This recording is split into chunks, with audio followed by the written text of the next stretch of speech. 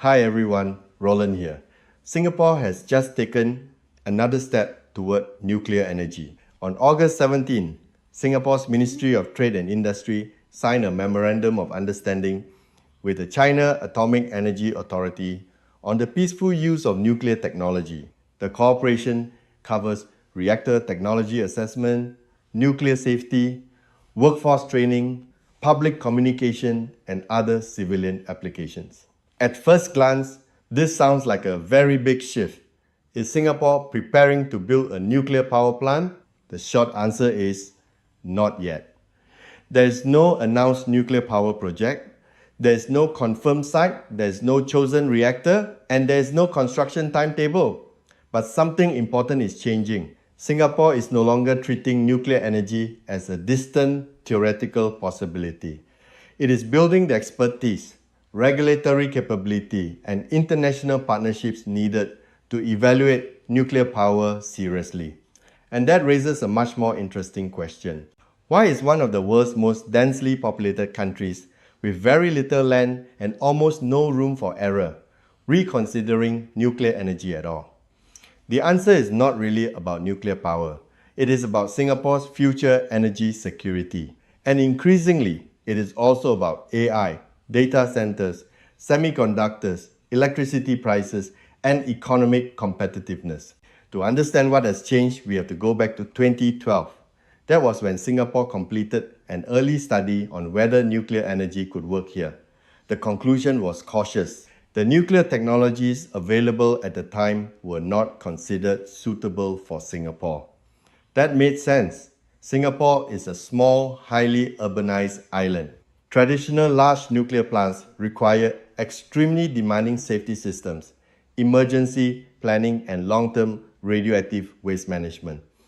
For a large country, there may be more physical space to manage those risks. For Singapore, the margin for error is much smaller. But the important point is this: Singapore did not conclude that nuclear energy could never work. It concluded that the technologies available at that time were not suitable. That is a very different statement. Since then, Singapore has continued to study nuclear science and safety, train specialists, and build links with countries that already operate nuclear industries. In recent years, that effort has accelerated.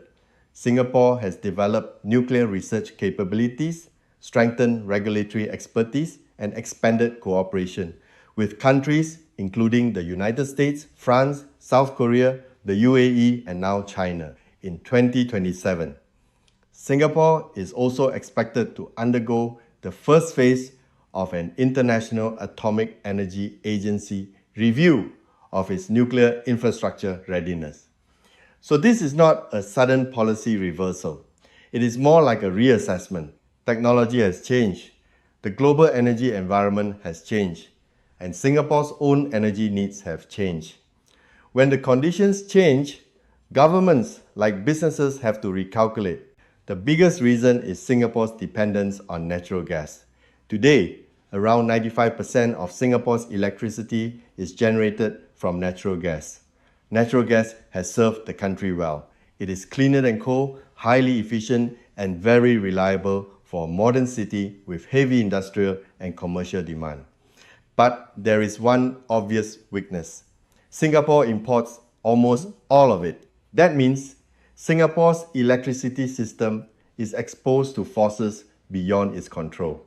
Global gas prices, shipping disruptions, war, supply shortages, geopolitical tensions. These sound like international issues, but eventually they become domestic issues. They affect household electricity bills. They affect the operating costs of restaurants, shopping malls, and factories. And they affect whether companies still see Singapore as a competitive place to invest. For many years, natural gas was enough to solve most of Singapore's electricity problem. But the future is becoming more difficult for two reasons.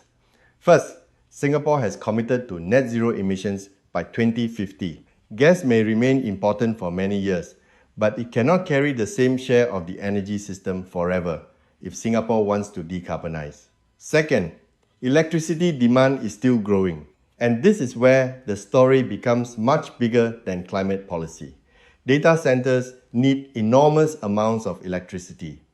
Artificial intelligence requires computing power, and computing power ultimately requires energy. Semiconductor fabs, advanced manufacturing, and wider electrification all increase demand as well.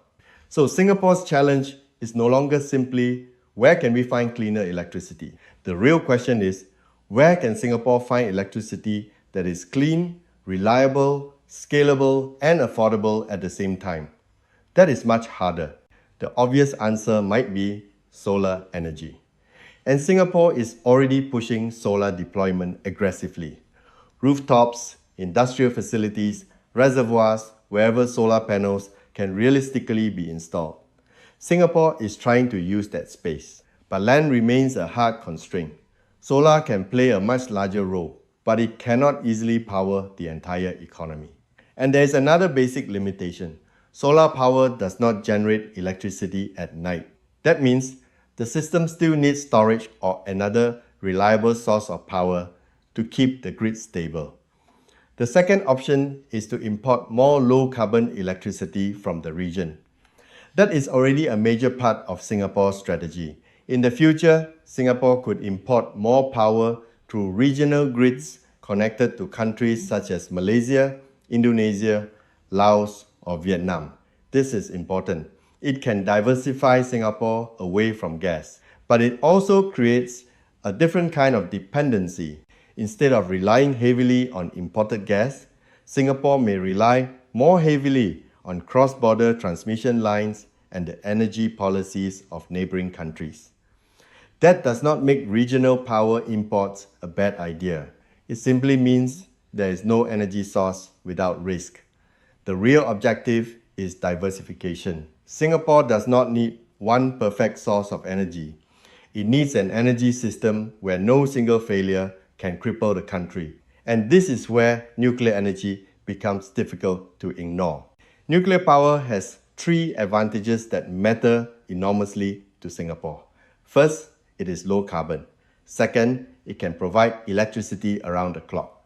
And third, it is extremely land efficient compared with many renewable technologies. For a country like Singapore, that third point matters a great deal. Large countries can build giant solar farms, wind farms, or hydroelectric dams. Singapore does not have those options at the same scale. So if nuclear technology becomes safer, smaller, and more commercially proven, the economics of the decision could change. That is why small modular reactors, or SMRs, are attracting so much attention. SMRs are designed to be much smaller than conventional large nuclear plants. Some can be built in modular units. Many new designs also rely more heavily on passive safety systems, reducing dependence on active intervention during an emergency. On paper, this sounds much more suitable for a small country. But there is an important warning. SMRs are not yet a simple off-the-shelf solution. Different designs are at very different stages of commercial readiness. Questions remain around cost, regulation, waste management, and long-term operating performance. So, Singapore is not preparing to buy a reactor tomorrow. It is preparing to understand the technology before the technology becomes commercially mature. That distinction matters. If Singapore waits until the day it decides to build nuclear power before training engineers, regulators, and safety experts, it will already be too late. This also explains why the agreement with China should not be misunderstood. The MOU does not mean Singapore has chosen Chinese reactor technology. It does not mean China has won a contract to build a nuclear power plant here. There is no evidence of that. What is more interesting is that Singapore is learning from multiple nuclear systems at the same time. The United States has deep regulatory experience and a large advanced reactor ecosystem. France has decades of experience operating a nuclear-heavy electricity system. South Korea has expertise in standardized nuclear construction and exports. The UAE is especially interesting because it is itself a relatively recent entrant into civilian nuclear power and had to build institutions, regulators, and human capital almost from scratch. China, meanwhile, has one of the world's largest nuclear construction programs and a deep engineering and supply chain base. So Singapore is not rushing to choose a supplier. It is first trying to become an informed buyer or an informed non-buyer. That is a very Singaporean way of approaching a long-term strategic decision. When an infrastructure system may operate for 60 years or longer, one of the biggest risks is not understanding the technology yourself and depending entirely on whoever is selling it to you. Singapore wants the capability to judge, and after building that capability, it may still decide not to proceed. That brings us to 2027. Singapore plans to undergo the first phase of the IAEA's Integrated Nuclear Infrastructure Review. This process examines areas such as regulation, safety, human resources, emergency preparedness, waste management, and the legal framework. But this should not be confused with international approval to build a nuclear power station. It is not a construction permit. It is closer to a national readiness assessment. The question is whether Singapore has developed enough institutional knowledge to make an informed decision on nuclear energy. And the outcome may very well be that more work is needed. It is even possible that Singapore eventually concludes nuclear energy is still not suitable. So 2027 is not the beginning of a construction countdown. It is a serious checkpoint. Why should ordinary Singaporeans care? Because energy policy eventually becomes a cost of living issue. A more diversified electricity system could make Singapore less vulnerable to sharp movements in global fuel prices. It is also becoming an employment and economic strategy. Data centers, semiconductor fabs, AI infrastructure, and advanced manufacturing all need large amounts of reliable power. In the past, companies choosing where to invest mainly look at taxes, talent, logistics, and political stability. Increasingly, they will also ask, is there enough electricity? Is it affordable? Is it reliable? And is it low carbon? Energy policy is becoming industrial policy. Countries that can deliver reliable, competitively priced, low carbon electricity will have an advantage in attracting the industries of the future. But that does not mean nuclear power should be accepted without question. If Singapore ever decides to deploy nuclear energy, difficult public questions will have to be answered. What happens in a severe accident? How will radioactive waste be managed? How independent will the regulator be? Who carries the risk? And will the public accept it? These are not secondary issues. They are central to the decision. Which is why the real choice is not between safe energy and dangerous energy. Every energy system has trade-offs. The real question is, which combination of energy sources gives Singapore the lowest overall risk over the next 20 or 30 years? So, is Singapore getting ready to build a nuclear power plant? Not yet. It may study nuclear technology for years and still decide not to build one. But something has clearly changed. Singapore can no longer dismiss nuclear power as easily as it could more than a decade ago, because the country is now balancing many different risks at the same time. Dependence on imported gas, volatile global energy prices, geopolitical uncertainty, the net zero transition, rising electricity demand from AI and advanced industries, and the long-term competitiveness of the economy. So I will put it this way. Singapore has not fallen in love with nuclear power. It is simply becoming harder for Singapore to afford having no nuclear option at all. For a small country with very few domestic energy resources, energy security is not about finding one source of power that will never fail. It is about making sure that when the world changes, you still have choices. And that is why this latest Singapore-China Nuclear Cooperation Agreement matters. Would you support nuclear power in Singapore if SMR technology becomes commercially mature and demonstrates a strong long-term safety record? Or do you think the risks are simply too high for a country this small?